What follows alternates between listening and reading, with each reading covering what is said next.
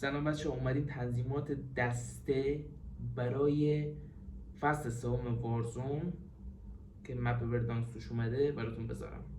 خب بچه خلاصه و مفید میخوام بذارم، ویدیو طولانی نشه، هر چی گذاشتم بذارید.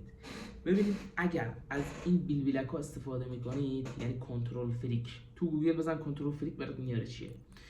سنساتون هورا و ورتیکالو که میبینید 3.70، ولی البته برای من 3.70 امکان داره برای تو پایین تر باشه. میتونی بین بازی 3 تا 3.74 بذاری اگه از این بیلبیلک ها داری، ولی اگه نداری بین 1.5 تا 2.5 بذار.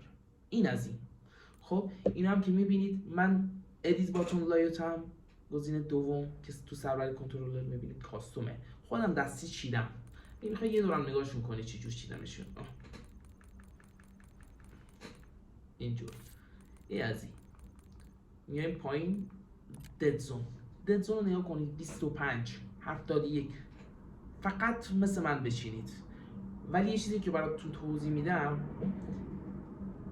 رایت استیک مینیمومه. من چرا گذاشتمش 6؟ همین بیلبلکه، چون میخوام تا انگوش بزنم روش ایمم بچرخه. ولی اگه تو میخوای یکم دیرتر مثلا چرخوندی دیرتر بچرخه، بذارش رو 5، بذارش رو 7. اوکی؟ ما بقیه هم چیزای زیاد مهمی نیستن، چیزایی هم مورد علاقه خودم من چیدمشون. چیزی که مهم بود رایت استیک مینیمم بود. خب بریم سربرگ ایمینگ، گزینه که خیلی مهمه. خیلیاتون این سنسیتیویتی مولتی پلیر خیال میکنید گزینه مهمیه. نه، گزینه مهمی نیست. چیزاش ولی میتونید مثل من بچینید. این چیزایی که من چیدم مهم نیست. چی مهمه؟ میای پایین، یعنی اینو اول میبندی، میای پایین ایمینگ ادوانس ستینگ. ایمینگ ادوانس ستینگ آخرین گزینه رو روشن میکنید. بعد که روشنش کردید مربع میزنید، این گزینه ها رو میاره. اینا مال من 1.25. شما میتونید بین بازه 1.10 تا 1.25 چه از اینا داشته باشید چه نداشته باشید بذارید. ولی اگه حس کردید باز از اینا نداشتید، حس کردید زیاده، بذارید رو همون 1. ولی تناسبش رو در نظر بگیرید. ببین لو زوم و 2x زوم مثل هم باشن. مثلا این 1 بود اونم 1 باشه. اونو خواستی پایین تر بشین، نگاه من 10 صدم پایین تر چیدم. خب 1 گذاشتی اونو بذار 9 دهم، همینجوری به ترتیب بیا پایین دیگه. کامل اوکی شدید.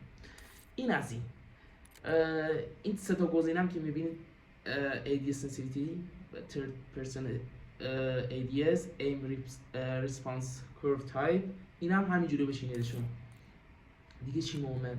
سربرگ موومنت منتال اسیست آف، کرانچ اسیست آن باشه، کورنر اسلایدز آن باشه، اسلایدتون هیبرید باشه. هیبرید آخرین میشه. اتوماتیک ایبران اینا هم اوکی. این پارشیل اتوماتیک بیهیویر رو آفش کنید که وقتی از بالا میای پایین خودش چت باز نکنه، خودتون چت باز کنید.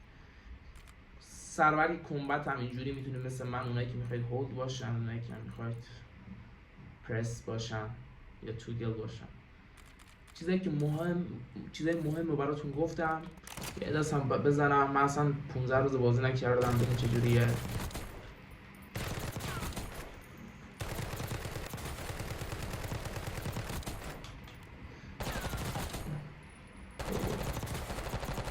ولی بعد 15 روز خوب میزنم، اما 15 روز بازی نکردم. اینم تنظیماتیه که من دارم. امیدوارم موفق و مؤید باشید.